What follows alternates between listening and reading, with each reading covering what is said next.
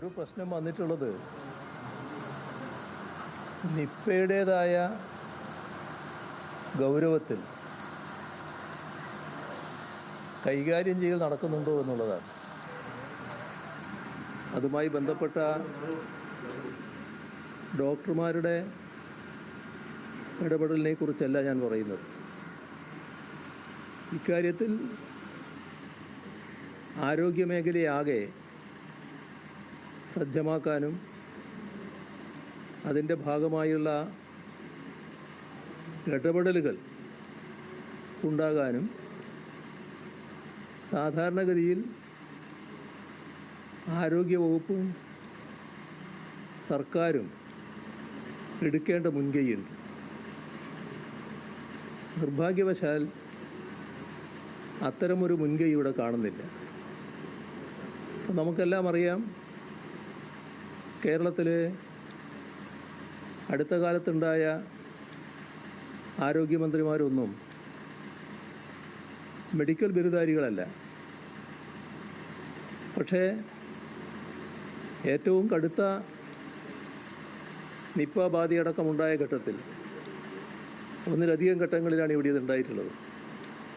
ആ ഘട്ടങ്ങളിലെല്ലാം എങ്ങനെയാണ് ആരോഗ്യമന്ത്രി അടക്കമുള്ള സർക്കാർ സംവിധാനങ്ങൾ സജ്ജമായിരുന്നത്, ഏതെല്ലാം തരത്തിലുള്ള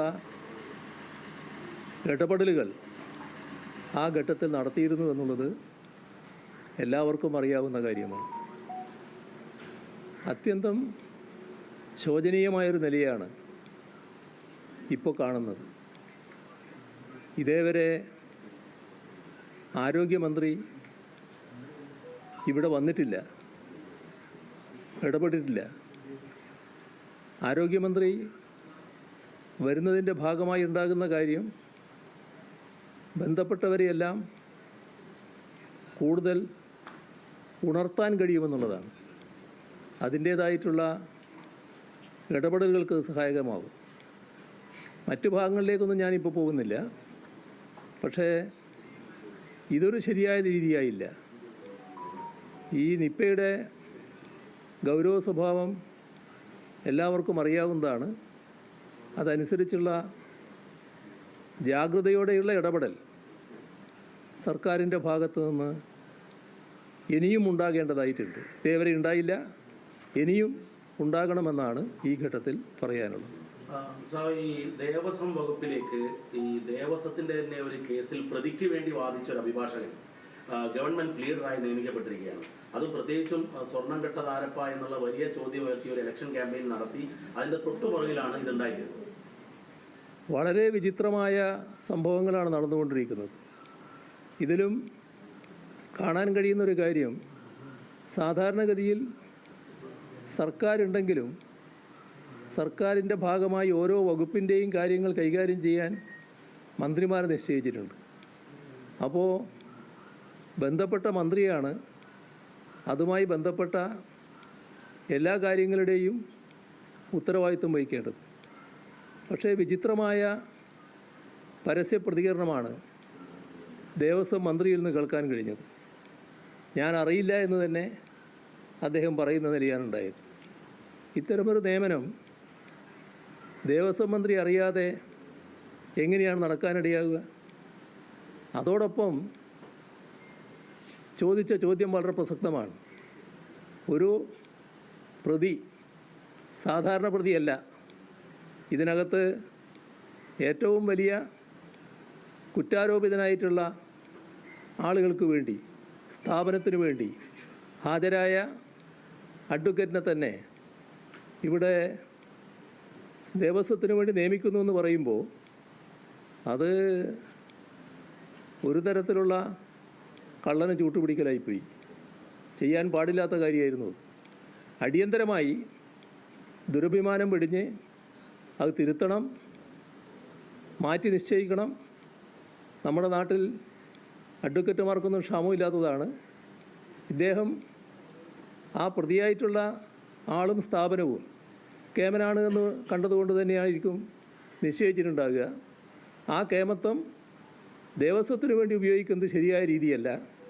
അത് പല വിധത്തിലുള്ള പ്രശ്നങ്ങൾക്കാണ് ഇടയാക്കുക. അതുകൊണ്ട് അടിയന്തരമായി അത് തിരുത്തുന്നതിനുള്ള നടപടികൾ ഗവൺമെൻറ് സ്വീകരിക്കേണ്ടതാണ്.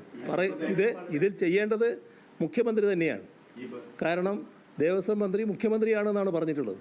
അതുകൊണ്ട് മുഖ്യമന്ത്രി തന്നെ ഇടപെട്ട് അടിയന്തരമായി തിരുത്തുന്ന നടപടി സ്വീകരിക്കും.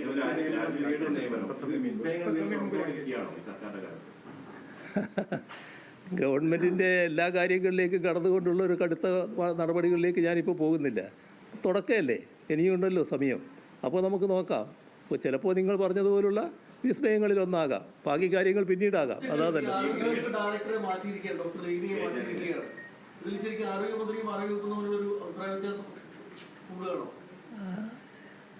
ഭരണ നടപടികൾ സാധാരണഗതിയിൽ സ്വീകരിക്കുന്നത് എങ്ങനെയാണ് എന്നുള്ളത് നമുക്കിപ്പോൾ പറയാൻ പറ്റില്ല. പക്ഷേ ഇത്തരമൊരു ഘട്ടത്തിൽ അത് ചെയ്യുമ്പോൾ പൊതുവിൽ പ്രവർത്തനത്തിന് സഹായകരമാണോ എന്ന സംശയം സ്വാഭാവികമായിട്ട് വരും. ഇന്ത്യ മുന്നണി യോഗത്തിലെ വളരെ വളരെ ഒരു പൊളിറ്റിക്കൽ അല്ലാത്തൊരു സ്റ്റേറ്റ്മെന്റ് ആണ് രാഹുൽ ഗാന്ധി. ഒരു യോഗത്തിൽ നടന്ന കാര്യങ്ങളെ തെറ്റിദ്ധരിക്കാൻ പറ്റുന്നത് ശരിയാണോ? ഇന്ത്യ മുന്നണി യോഗത്തിൽ സംബന്ധിച്ച ഒരു കാര്യം അത് പോഡ്കാസ്റ്റായി പുറത്തു വരുന്നു. കെട്ടിപ്പിടിക്കൽ സാധാരണഗതിയിൽ നമ്മുടെ ഇടയിൽ അധികം ഉണ്ടാകാറില്ലല്ലോ. അപൂർവമായിട്ട് ചില ആളുകളെ കെട്ടിപ്പിടിക്കാറുണ്ട്. പക്ഷേ ഞാനും രാഹുൽ ഗാന്ധിയൊക്കെ കാണുമ്പോൾ സാധാരണ ഒന്നുകിൽ പരസ്പരം വണങ്ങും, അല്ലെങ്കിൽ കൈ കൊടുക്കും. കെട്ടിപ്പിടിക്കുക എന്നുള്ളത് സാധാരണ ഉണ്ടാകാറില്ല. പക്ഷേ കെട്ടിപ്പിടിച്ചൊരു ഫോട്ടോ ഇന്ന് കണ്ടു. രാഹുൽ ഗാന്ധി മോദിയെ ചെന്ന് കെട്ടിപ്പിടിക്കുന്ന ഒരു ഫോട്ടോ കാണുകയുണ്ടായി. മോദിയെ കെട്ടിപ്പിടിക്കുന്നതിൽ എനിക്ക് ആക്ഷേപമുള്ളത് കൊണ്ടല്ല, പക്ഷേ ഈ പറഞ്ഞത് മറ്റൊരു തരത്തിലുള്ള ചിത്രീകരണമാണ്. അത് രാഹുൽ ഗാന്ധിയുടെ സംസാര രീതി തന്നെയാണ് കാണിക്കുന്നത്. രാഹുൽ ഗാന്ധി എങ്ങനെ ഇന്ത്യ വേദിയെ കാണുന്നു എന്നുള്ളതാണ്. വളരെ വിശദമായി പറയേണ്ട കാര്യമാണ്. അതിലേക്ക് അത്ര വിശദമായിട്ട് ഞാനിപ്പോൾ പോകുന്നില്ല. പക്ഷേ ഇന്ത്യ വേദി ഇന്ന് എത്തിച്ചേർന്നിട്ടുള്ള ഒരു പ്രത്യേക സ്ഥിതിവിശേഷമുണ്ട്. ആ സ്ഥിതിവിശേഷത്തിൻ്റെ ഭാഗമായിട്ടാണ് ഞങ്ങൾ മാത്രമല്ല, അഖിലേഷ് യാദവ്, തേജസ്വി യാദവ്, അതുപോലുള്ള നമ്മുടെ രാജ്യത്തെ പ്രധാനപ്പെട്ട കോൺഗ്രസ്സേതര പാർട്ടികൾ ആ യോഗത്തിൽ തന്നെ ശബ്ദമുയർത്തിയത്, കോൺഗ്രസിൻ്റെ നിലപാടിനെതിരെ ശബ്ദിച്ചത്. ഇപ്പോൾ DMK ഇവിടെ നിൽക്കുന്നുവെന്ന് നമ്മൾ കണ്ടുകൊണ്ടിരിക്കുകയാണ്. എല്ലാറ്റിനും ഇടയാക്കിയത് കോൺഗ്രസിൻ്റെ സമീപനമാണ്. കോൺഗ്രസിൽ തന്നെ രാഹുൽ ഗാന്ധിയുടെ സമീപനമാണ്. അത് ഇന്ത്യ വേദിയെ ശക്തിപ്പെടുത്തുന്ന രീതിയിലുള്ളതല്ല എന്നതാണ് യഥാർത്ഥ നില. ഞാൻ നേരത്തെ പറഞ്ഞതുപോലെ അത് പലപ്പോഴും BJPയെ സഹായിക്കുന്ന നിലയാണ് വരുന്നത്. BJPയുടെ സഹായിയായി മാറുന്ന അവസ്ഥ ഇത്തരം പ്രവൃത്തികളിലൂടെ രാഹുൽ ഗാന്ധിയിൽ നിന്ന് ഉണ്ടാവുകയാണ്. KP പ്രദീപ് രാജിവെച്ചിരിക്കുന്നു അല്പസമയം മുമ്പ്.